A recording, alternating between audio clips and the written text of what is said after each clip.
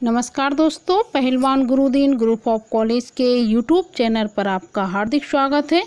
मैं विभा ताम्रकार, राजनीति विज्ञान की प्रवक्ता, एक नए वीडियो के साथ पुनः उपस्थित हुई हूँ।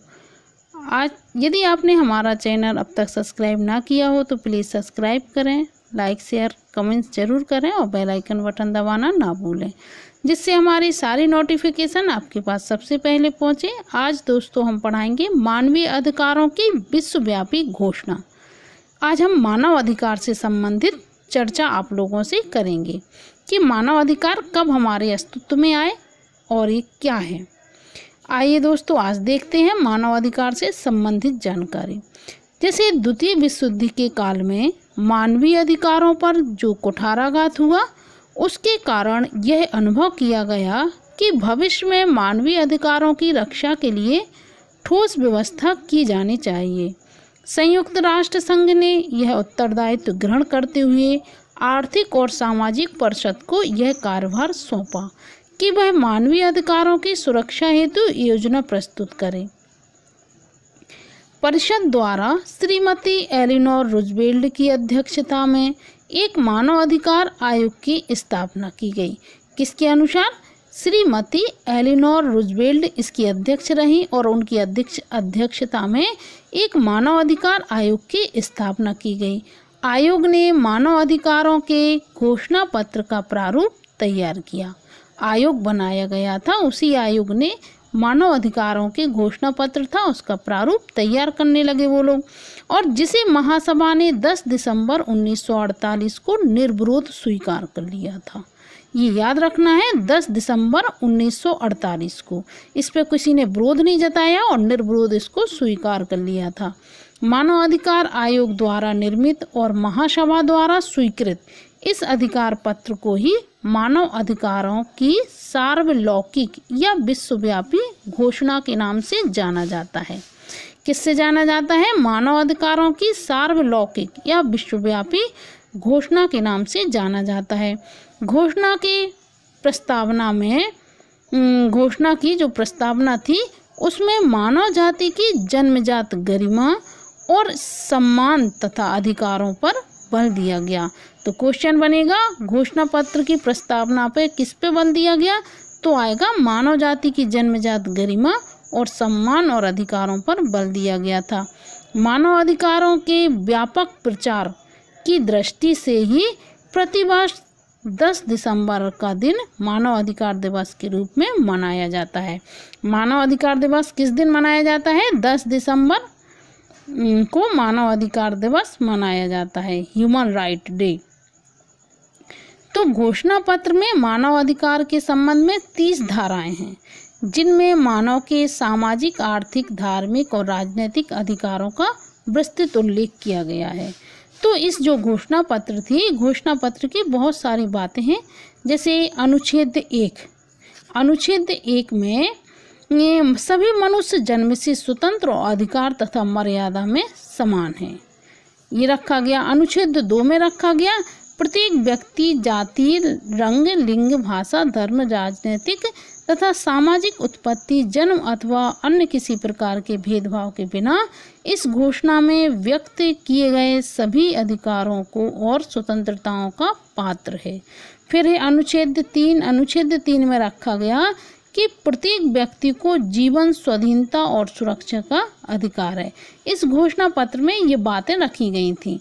अनुच्छेद 4 में कोई व्यक्ति दासता का गुलामी में नहीं रखा जाएगा।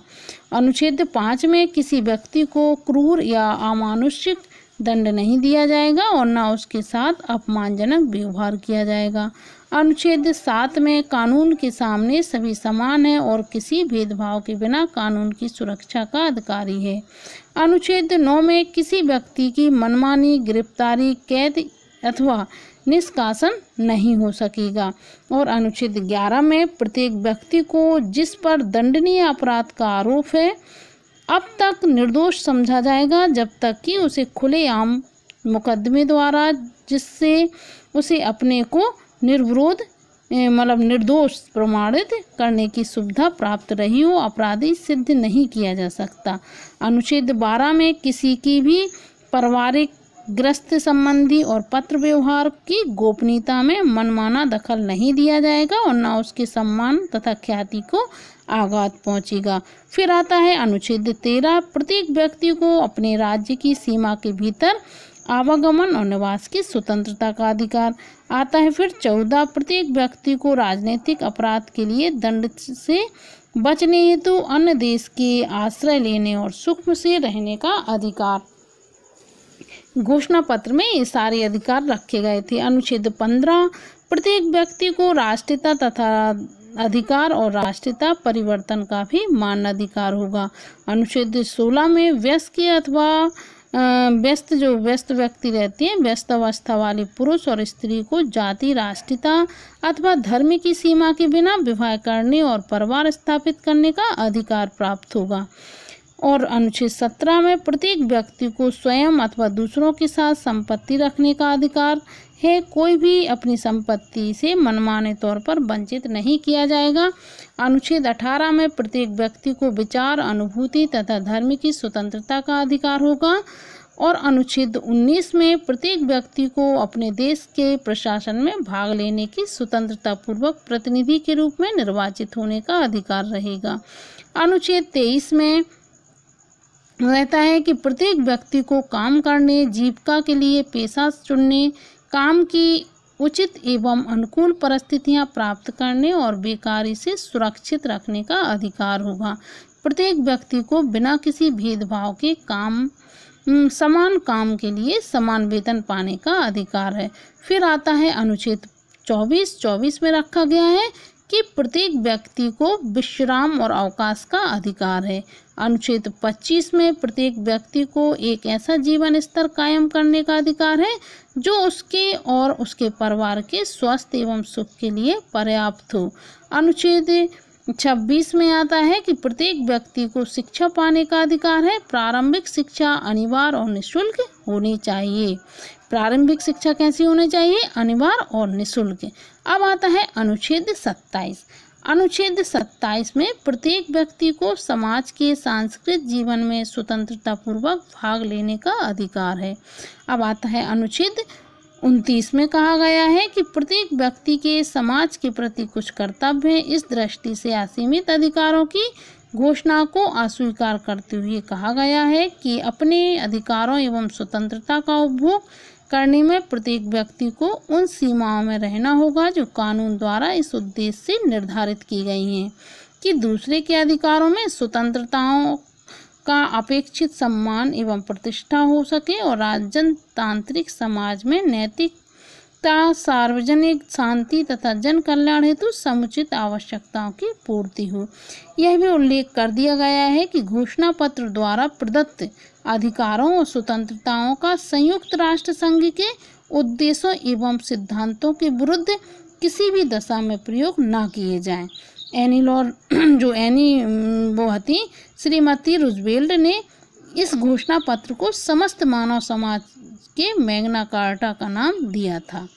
यह घोषणा केवल आदर्शों का प्रतिपादन है, कानूनी रूप से बाध्य करने वाला कोई समझौता नहीं है, परंतु यह एक महत्वपूर्ण अंतर्राष्ट्रीय दस्तावेज था। विश्व के विभिन्न देशों ने मानव अधिकार की रक्षा के लिए 2 संगठन कार्य कर रहे थे। प्रथम मानव अधिकार आयोग और द्वितीय एमनेस्टी इंटरनेशनल।